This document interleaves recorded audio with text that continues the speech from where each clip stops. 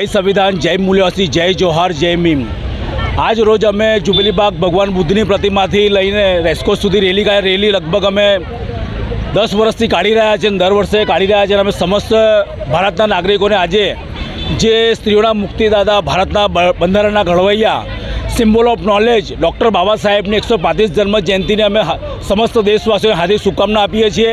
અને જે બાબા સાહેબ આંબેડકરે જે સપનાનું ભારત નિર્માણ કરવાનું વિચાર્યું હતું, એ નિર્માણની અંદર દરેક દેશોના નાગરિક જોડાય અને આ ભારત દેશને ફરીથી સોનાની ચીડિયા બનાવે।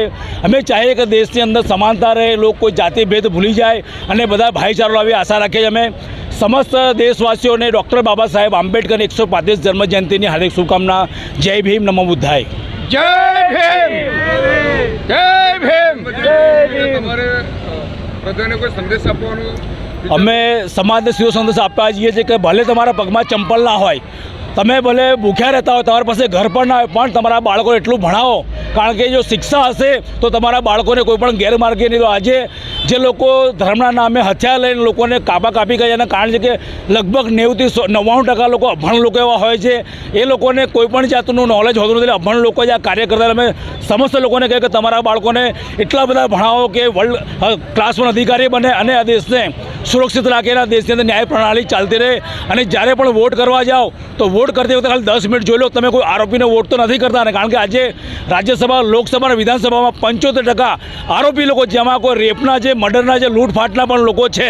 તો સમસ્ત દેશને અમારો સીધો સંદેશ છે કે આ દેશનો જો તમે સાચે તમારો દેશ માનતા હોય તો જાતિ ધર્મ જોઈને ના કરશો, દેશના કોઈ નેતાને જોઈને વોટ ના કરશો, માત્ર ને માત્ર દેશને પ્રેમ કરીને વોટ કરો। જય ભીમ, જય ભીમ, જય ભીમ। તમારું નામ? રાજેશ રાઠોડ, સંકલ્પ ભીમ આર્મી ગુજરાત। सूरज चांद रहेगा, बाबा तेरा नाम रहेगा। जय भीम, जय भीम, जय भीम, जय भीम। આ સાથે આજની બધી મહત્વપૂર્ણ ખબરો પૂર્ણ થાય છે। તમે જોઈ રહ્યા હતા બરોડા આજતક લાઈવ, વિશ્વાસપાત્ર સમાચારનો વિશ્વસનીય સ્ત્રોત। હું છું રવિન્દ્ર।